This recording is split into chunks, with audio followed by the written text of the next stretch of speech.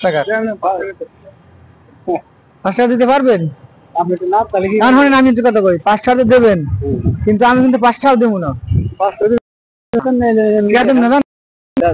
জানেন আপনি কিনা করেন না, এই টোল আছে না, খালি এই যে বাদাম দেবেন 10 টাকার, হ্যাঁ, আর হইলে যাইয়া 100 টাকা দেবেন সাদা।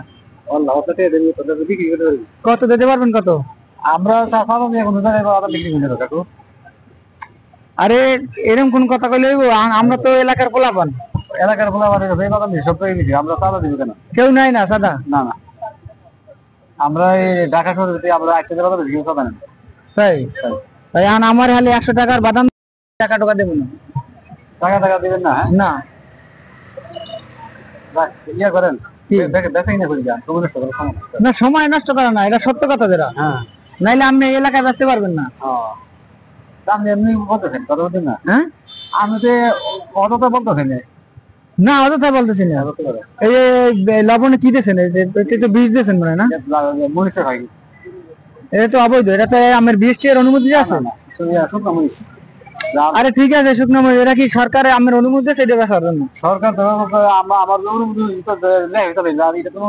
জনগণের ব্যবসা, জনগণের ব্যবসা। তারপর আপনার এই যে এগুলো তো বিএসটি লাগবে ভাই, বিএসটি লাগবে না এখন? হ্যাঁ, যে ব্যবসার লাইসেন্স আছে?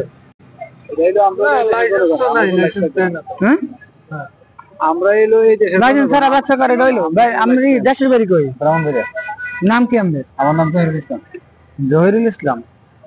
ও, তা বাসায় আছে কেটা কেটা? বাসায় আমরা লোক আছি, আমরা যারা বাদাম বিক্রি করে থাকি। মানে এনে মেসে থাকেন? না, আমি বলছি দেশে আছে কেটা কেটা? দেশে আছে ফ্যামিলি সবাই আছে। ফ্যামিলি সবাই, বউ বাচ্চা সবাই আছে। ও আচ্ছা, কাটেন।